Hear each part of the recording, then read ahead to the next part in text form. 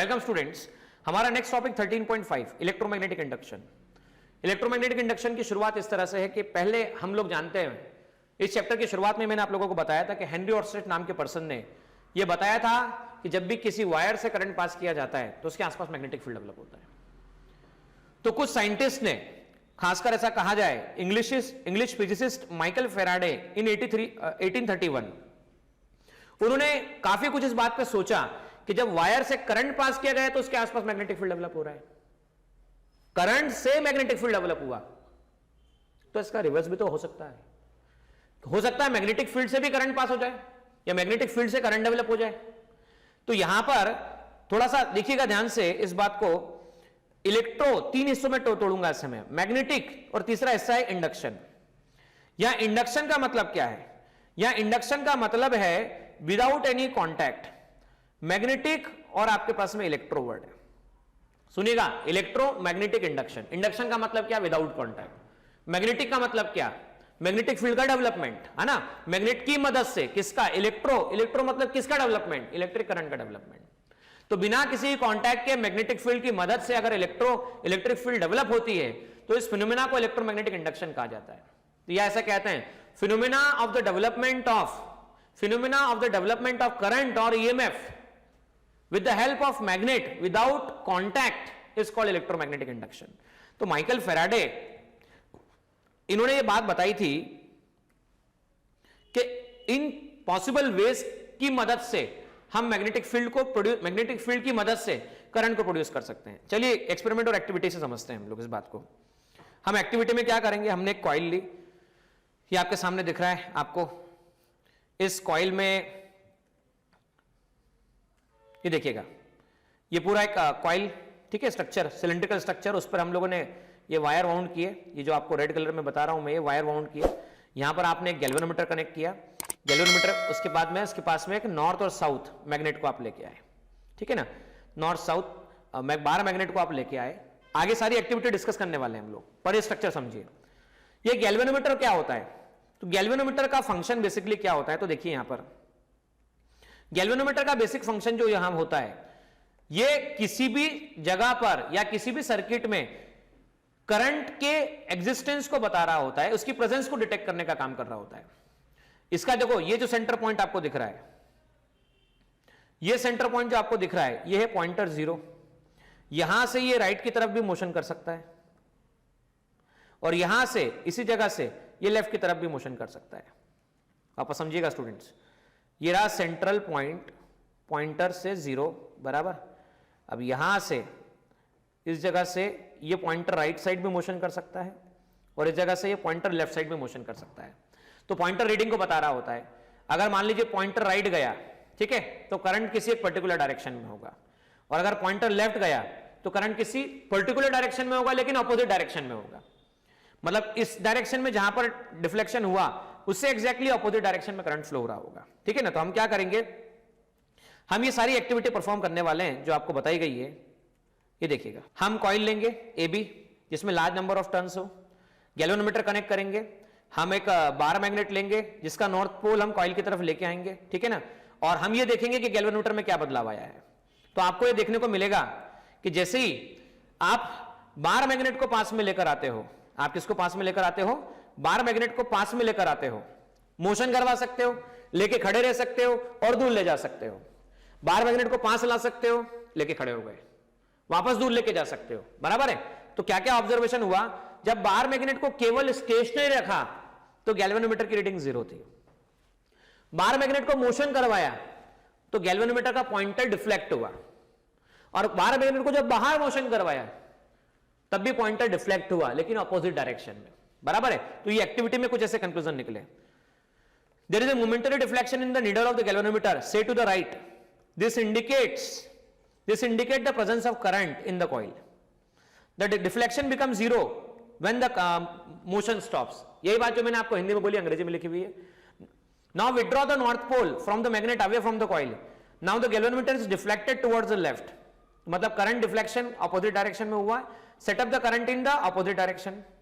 Now तीसरा case था, place the magnet stationary near the point of coil, north pole towards the end of the coil B. मतलब वापस से वही वाली बात जो मैं कह रहा हूं आप लोगों को आप नॉर्थ पोल लेकर खड़े हो गए तो कोई करंट नहीं मिला, ठीक है ना स्टूडेंट्स। तो ये ऑब्जर्वेशन मिला।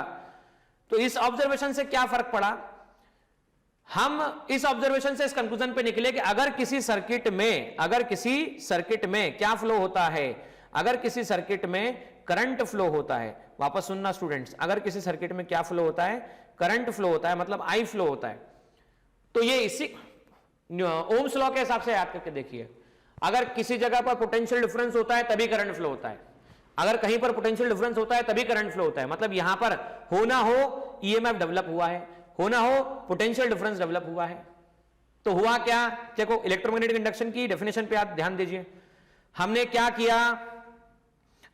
किया, हमने मैग्नेट कांटेक्ट में लाया, कांटेक्ट नहीं, कांटेक्ट मतलब डिस्टेंस पे रखा, इंडक्शन मतलब विदाउट कांटेक्ट के क्या डेवलपमेंट हुआ, इलेक्ट्रिसिटी का डेवलपमेंट हुआ। तो कौन सा फिनोमेना कहलाया, इलेक्ट्रोमैग्नेटिक इंडक्शन कहलाया।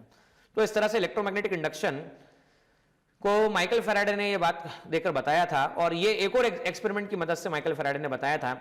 इस केस में क्या हुआ, उन्होंने दो कॉइल लिया, एक कॉइल जिस कॉइल को सिलिंड्रिकल स्ट्रक्चर पे वाउंड कर दिया गया नंबर ऑफ टर्न्स, और दूसरी कॉइल जिसमें गैल्वेनोमीटर का कनेक्शन किया गया। पहली कॉइल जो आपको दिख रही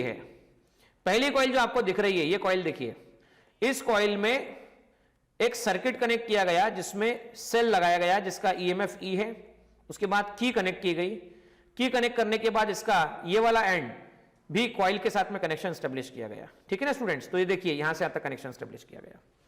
अच्छा, जिस कॉइल में हमने करंट या पोटेंशियल डिफरेंस मेंटेन किया है, देखो जिस कॉइल में हमने सोर्स अप्लाई किया गया उसे प्राइमरी कॉइल नाम दिया गया, तो कॉइल 1 इज प्राइमरी कॉइल, और जिसमें हम ऑब्जर्वेशन देख रहे हैं उसे सेकेंडरी कॉइल कहा गया, बराबर।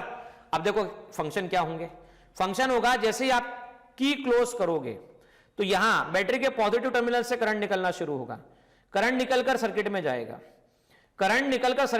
करंट स्टेब्लिश होना शुरू होगा, करंट पूरी कॉइल से फ्लो होता हुआ बाहर की तरफ निकलेगा।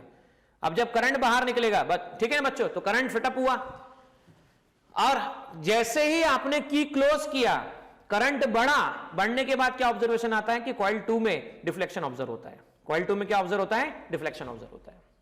लेकिन लंबे समय तक कॉइल कनेक्ट रही, वापस सुनना मैं क्या कह रहा हूं, लंबे समय तक कॉइल कनेक्ट रही, तो उस केस में कॉइल 1 में जो करंट फ्लो होता है वो कांस्टेंट करंट फ्लो होने लगता है। देखो पहले कनेक्ट किया, करंट बढ़ा, फिर कांस्टेंट हो गया करंट। अब जब करंट कांस्टेंट हुआ तो यहां पे जीरो डिफ्लेक्शन होता है, पॉइंटर जो होता है स्टूडेंट्स वो जीरो पर पॉइंट होता है।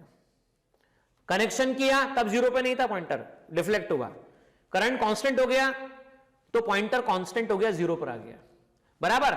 और जैसे ही आपने की को हटाया, अच्छा की को हटाने पे क्या होगा भाई, की को हटाने पे सर्किट ओपन होगा, तो करंट पहले 0 से 2 एम्पियर गया, करंट पहले 0 से मान लो 2 एम्पियर गया, ओपन किया तो 2 एम्पियर से 0 पे आ जाएगा। अच्छा 2 से जैसे ही 0 पे आएगा मतलब करंट डिक्रीज हुआ, और जब करंट डिक्रीज हुआ तब भी पॉइंटर डिफ्लेक्ट हुआ, लेकिन इस बार अपोजिट डायरेक्शन में हुआ।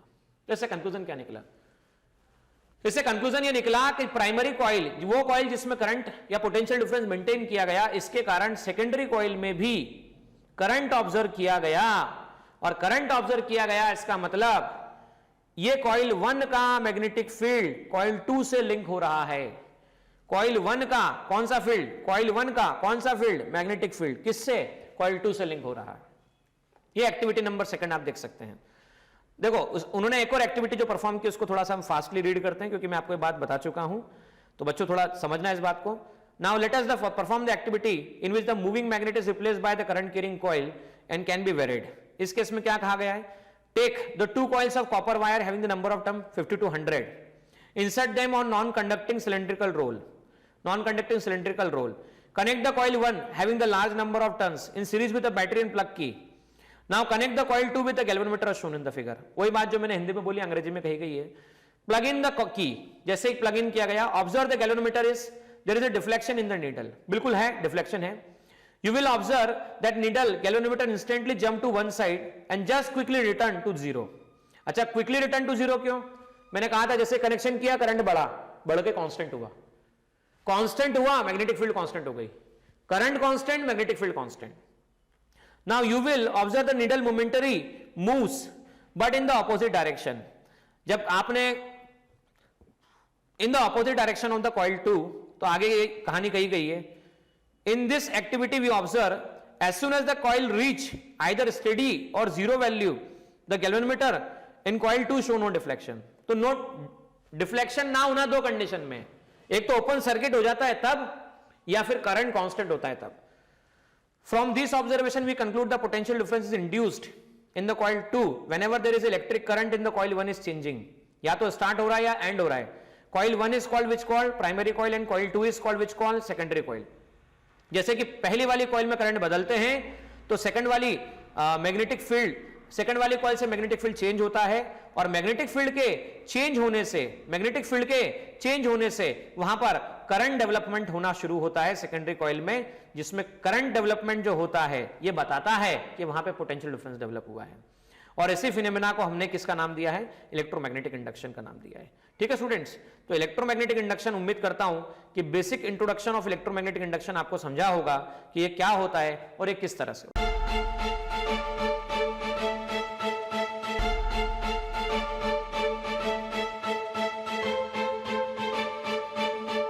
पुरोहित अकॅडमी, मेन ब्रांच प्रभात चौक, MJ कॉलेज रोड, लोकमान्य हॉस्पिटलच्या बाजूला, जळगाव, आणि पांडे क्लासेस जवळ, बंधन बँके शेजारी, ट्रॅफिक गार्डनच्या समोर, जळगाव।